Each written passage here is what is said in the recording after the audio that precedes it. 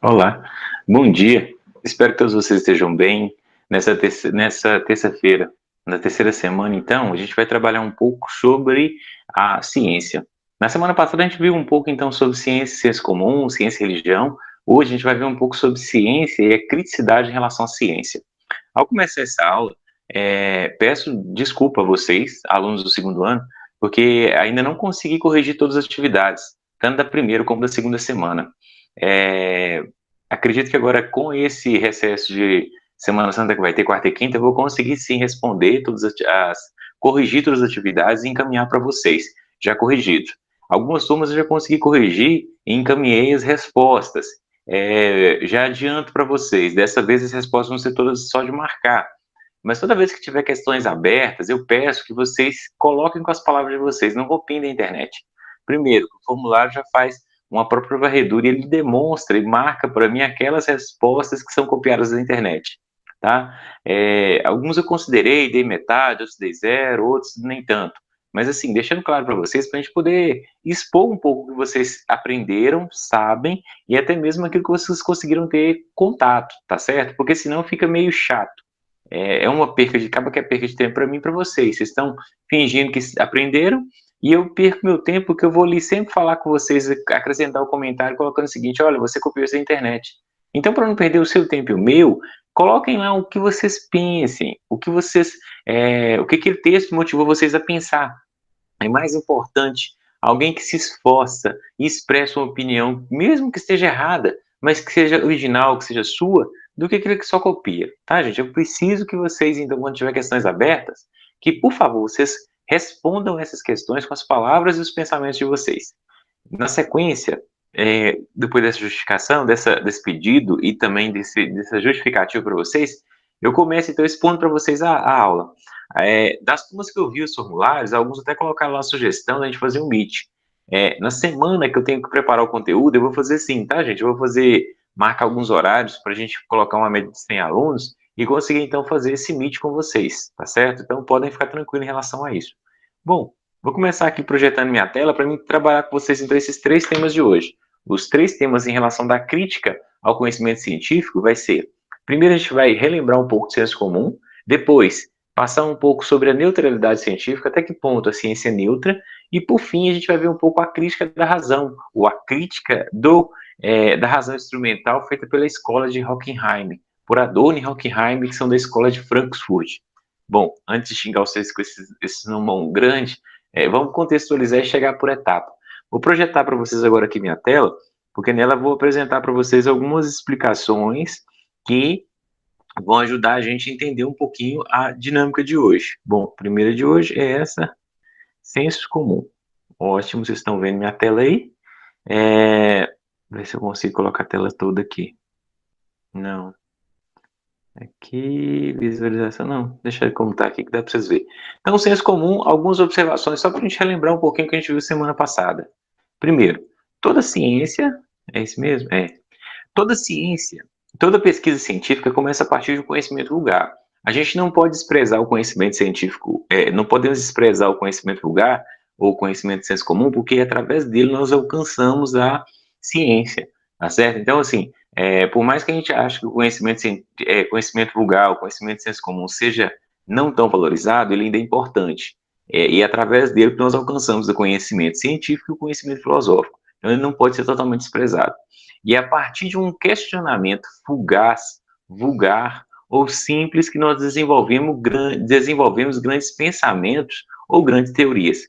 Lembrem-se da maçã de Newton, a partir dela que ele consegue, então, provar lá o cálculo da gravidade. Foi a partir de uma maçã cair nele, essa é a história que contam. E outros grandes pensadores, a partir de uma dificuldade, de uma coisa corriqueira, ele chegou à conclusão de um grande pensamento. Depois, ele começa a ser diferenciado por meio de métodos e princípios, para que possa ganhar legitimidade e tornar-se um conhecimento científico. A imagem aqui tenta mostrar isso para a gente, o caminho entre uma dificuldade, o pensamento, a prova, até chegar à verificação e afirmação daquele conhecimento. A filosofia, então, ela está preocupada com se discute esse pensamento científico porque ela contribui muito para a ciência e, ao mesmo tempo, ela tem um olhar crítico para a ciência. No segundo tópico, a gente vai falar, principalmente quando a gente falar da neutralidade científica, tá certo? A filosofia estuda a ciência, não a ciência a filosofia, só para a gente poder entender. Então, por isso que a gente discute, então, o pensamento científico numa perspectiva crítica. Qual a relação entre senso comum e formulação científica? Total. É através do conhecimento comum que nós chegamos à formulação científica. É uma forma de conhecimento também. Conhecimento que geralmente é senso comum. Homens geralmente não prestam. Lugar de mulher na cozinha. Toda loira é burra. Quem usa roupa curta não presta. São tudo pensamentos de senso comum, pensamento vulgar, não tem nenhuma prova, nenhuma verificação. Enquanto o homem, quando, por exemplo, a primeira, todo homem não presta, necessariamente, às vezes a pessoa pode ter tido algumas experiências ruins com as escolhas que ela fez, e vice-versa também. Pode ter algumas mulheres que, na ótica de algumas pessoas, não prestam, na ótica de outras pessoas prestam. Lugar de mulher na cozinha? Não, preconceito horroroso. Tanto é que a maioria dos grandes mestres de culinária são homens, não são mulheres, só para a gente poder perceber. A questão do cabelo não influencia em nada a questão da inteligência, tá certo? Isso é um preconceito. E quem usa roupa curta não presta, não tem nada a ver, a roupa não mede caráter e a roupa também não demonstra para a pessoa se ela é ou não uma pessoa de caráter, uma pessoa que presta ou não. Na praia a gente não vai ver pessoas que estão totalmente assim maníacas, doidas, e ao mesmo tempo a gente não vai ver lá entre os muçulmanos, por exemplo, o pessoal que só fica de burca, entre pessoas também que são totalmente assim boazinhas, tá certo? Nos dois lugares tem pessoas com comportamentos distintos. A roupa em si não vai determinar nada, só para a gente poder entender que isso é senso comum. A ciência, então, ela vai sempre procurar algo que seja objetivo, por isso que ela vai apresentar um conhecimento que seja universal, que possa abarcar um elemento ou um acontecimento de maneira ampla. Ela vai ser sempre quantitativa, ela tem que medir. Atualmente nós estamos vendo a questão das vacinas. Qual que é a eficácia ou não de uma vacina? Até que ponto ela pode ser eficaz ou útil para o nosso cotidiano?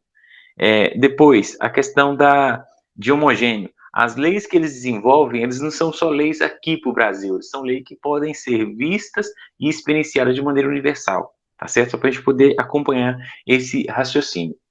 Bom, sobre conhecimento científico e senso comum, eram esses tópicos que eu tinha que abordar para vocês.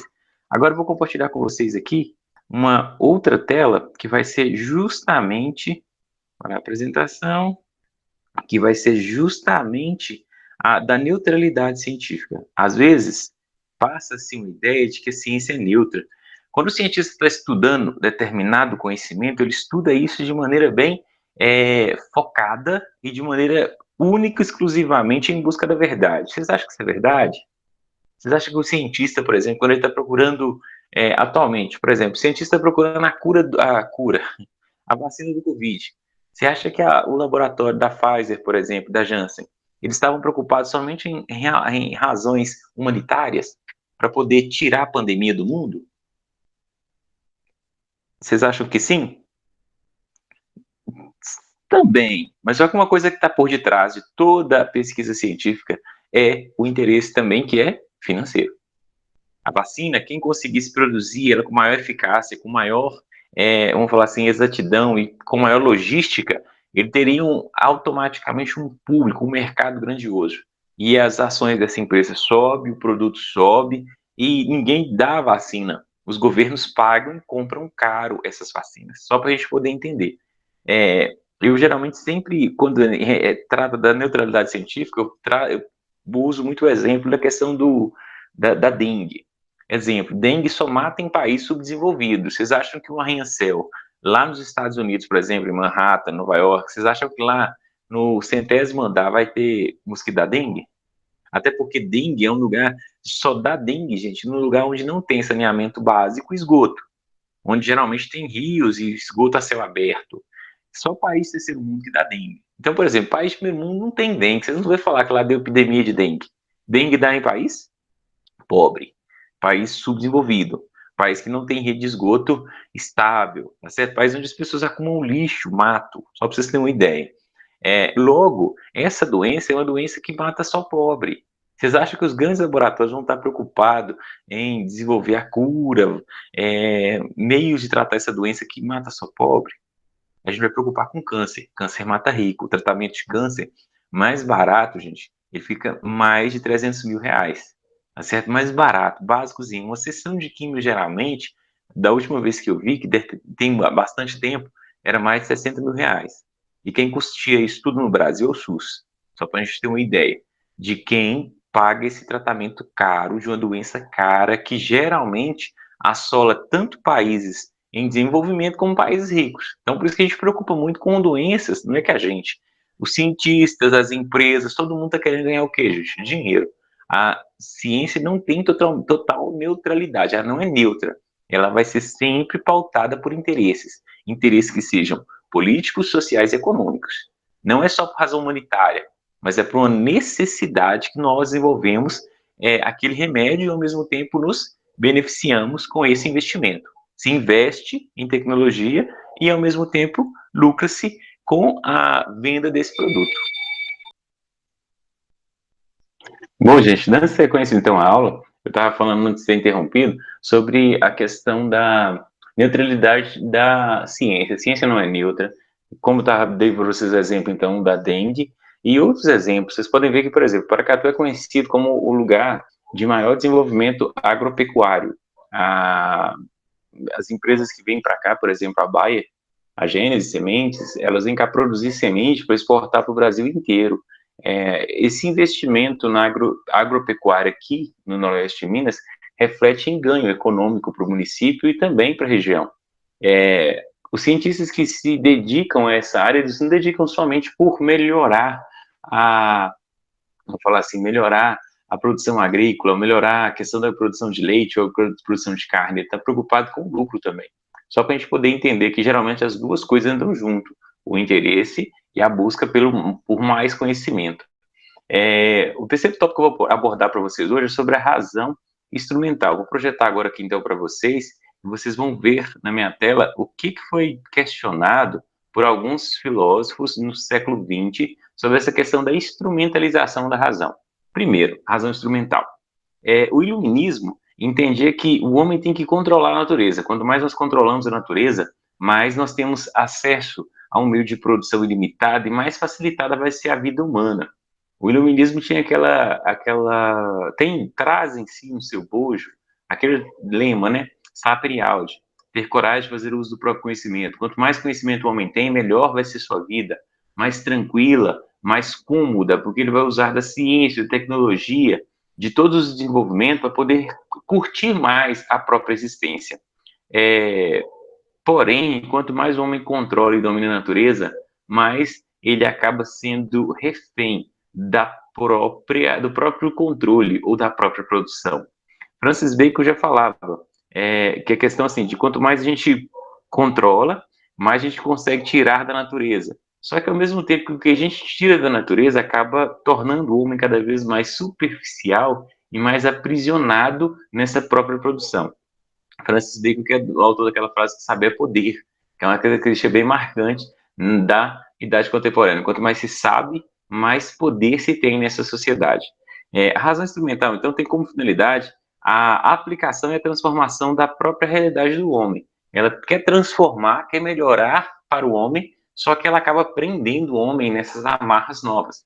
Vamos ver um exemplo bem gritante. Quanto mais, gente, quanto mais tecnológico está o nosso cotidiano, mais pessoas ficam desempregadas. Quanto mais se utiliza a razão, mais melhora a vida de algumas pessoas e mais algumas pessoas também acabam perdendo a fonte de sobrevivência. Vamos lembrar, talvez não seja do tempo seus, mas antigamente se contratavam pessoas para receber dinheiro nos ônibus, que era chamado cobrador. Hoje não tem mais isso, hoje você passa o cartão e segue. Quem faz isso é o motorista, logo não precisa de mais de duas pessoas, somente uma. E assim, mais acontecimentos ou mais ações que tinham na nossa sociedade que necessitariam de mais pessoas. Porém, as máquinas vão substituindo as pessoas e as pessoas vão indo para a miséria cada vez mais. Não sou contra o desenvolvimento científico, só estou mostrando que o desenvolvimento não traz melhora de vida para todas as pessoas. A ciência como ideologia não é mais a busca pelo conhecimento que move a ciência, e sim a busca pelo controle e pela dominação da natureza e do homem. Queremos controlar cada vez mais a própria natureza e, consequentemente, o consumo humano. A razão instrumental nascia das ideias iluministas, que se caracteriza pela utilização do conhecimento como uma forma de criar condições materiais para a conservação da vida humana. Viu? Tanto que o intuito dela, quando nasceu, era bonitinho, era bem assim, melhorar cada vez mais e conservar a vida humana. Porém, o Hockenheim e o Adorno conseguiram perceber que a razão instrumental estava aprisionando, alienando a própria existência humana. Por isso, então, que eles apresentam a ideia de um conceito de razão crítica. Usa-se a razão para aprender, para criar algo útil economicamente. Saber é poder. Lembrando, útil aqui é útil no sentido de trazer retorno, não de trazer melhora, não de trazer aprimoramento, não de trazer mais qualidade de vida. A razão instrumental promove o verdadeiro desencantamento do mundo, na medida em que todo conhecimento humano perde seu valor absoluto como fim e se torna apenas um meio de conseguir riqueza, um meio de conseguir mais poder, um meio de alicerçar um status político e assim sucessivamente. Na sociedade capitalista, o conhecimento é um meio para alcançar a maximização das ganâncias e dos benefícios financeiros. Quanto mais conhecimento se tem, mais poder você se alcança e automaticamente mais status na sociedade. Isso é uma máxima, não só do capitalismo, da nossa sociedade. E aí esses dois autores vão falar que, por causa dessa razão instrumental, nós voltamos para a barbárie. Adorno e Hockenheim faz a seguinte pergunta: por que a humanidade, em vez de entrar em um estado verdadeiramente humano, está em uma nova espécie de barbárie? Quanto mais desenvolvimento, quanto mais acesso à informação, quanto mais tecnologia nós temos, mais nós matamos, mais nós geramos meios de aniquilar o outro, ou até mesmo de tornar a nossa vida uma barbárie. Vamos pensar aí na cultura de cancelamento que vivemos, na utilização da internet, por exemplo, para causar cyberbullying, para incentivar as pessoas ao suicídio. Então, a técnica ela não traz só melhoria, e às vezes ela é utilizada justamente como o contrário, como meio de trazer mais dificuldade, trazer às vezes mais sofrimento para as pessoas. Essa é a prova de que a razão não busca mais a verdade, a crítica ao pré-estabelecido. Na sociedade de massas e tecnificação do saber, sacrifica a própria liberdade e a consciência das pessoas. Cada vez mais nós somos tratados como coisas e menos como pessoas, como subjetividade. Cada vez mais o nosso consumo é em série. E a nossa vida é marcada por série. Quando eu falo série, não série de seriado, mas assim, os nossos produtos, por exemplo, quando você uma camisa, não existe mais esse negócio, nada personalizado. Você compra aquilo que é feito em série porque isso é barato, é cômodo e ao mesmo tempo isso traz benefícios para você e para o mercado, consequentemente. Nisso faz então essa luta constante todos contra todos, que é a barbárie. O homem não vive mais, a conhecimento científico, a tecnologia não traz mais desenvolvimento, melhoria de vida, pelo contrário, às vezes traz mais distanciamento social e às vezes mais sofrimento para algumas pessoas. Trazendo aqui para a nossa realidade bem próxima, quantos colegas de vocês que não têm uma internet fibra ótica ou de antena, uma internet assim, um pouco mais potente para poder assistir esses vídeos, por exemplo, para fazer o Meet? Só tem os dados, graças a Deus que tem os dados, então por ali ele pode acessar um pouco as aulas, formulário, responder e tal. Mas já pensou aqueles que às vezes nem o celular tinha, e às vezes tem que dividir o celular com os pais para poder essas atividades? Então, quer dizer, a tecnologia que eu tenho acesso, que alguns de vocês têm acesso, não é acesso para todos, não é garantido para todo mundo. Então, acaba esse meio técnico desenvolvido pelo intelecto não envolve, não agrega, não abarca todas as pessoas, só uma pequena parcela, às vezes. O problema é que, em vez desse projeto promover a emancipação do ser humano, escravizou nas armadilhas da ignorância. Na modernidade capitalista, o que interessa não é a verdade, mas o pensamento operativo, técnico e eficaz. Verdade. A verdade, gente, é aquilo que for mais cômodo, mais eficaz ou que trouxer maior lucro. Sem entrar em mérito em questão política, mas sempre eu fico pensativo quando a gente começa a fazer uma dicotomia entre vida e trabalho. Toda vez que eu escuto essa expressão, eu fico preocupado, eu fico pensando, mas será que morto consome? Porque é mais importante estar vivo, não é? E assim, meu pensamento sempre assim, os países que estão de primeiro mundo, que fizeram uma política de distanciamento social, conseguiram neutralizar um pouco mais a contaminação, consequentemente preservar a vida de pessoas, consequentemente consumidores, consequentemente trabalhadores, consequentemente manter a economia ativa. E nós, com essa dicotomia política de, sei lá, gente, não me interessa lado, mas toda vez que a gente tem que escolher entre vida e trabalho, vida e emprego, ou vida e sobrevivência, só para vocês entenderem o seguinte, que faz parte da política a obrigatoriedade de políticas públicas, tá certo? Não estou falando que a gente tem que ficar alienado, mas assim, o Estado tem que promover políticas públicas, não divisão. Esse é o papel do Estado. O Estado não pode ter lado. O Estado é do povo brasileiro, tá certo? Mas assim, só uma crítica para a gente poder pensar, para vocês também pensar. Não concordem comigo. Pensem com a própria cabeça de vocês, mas pensem com uma perspectiva crítica em relação à realidade, tá certo? A minha única pergunta é, para quem fala isso comigo, né? Mas a gente precisa se preocupar com o trabalho e com as vidas. Eu pergunto, morto não consome, tá? Morto não trabalha. Então, por isso é muito, muito importante a gente continuar cuidando da nossa vida.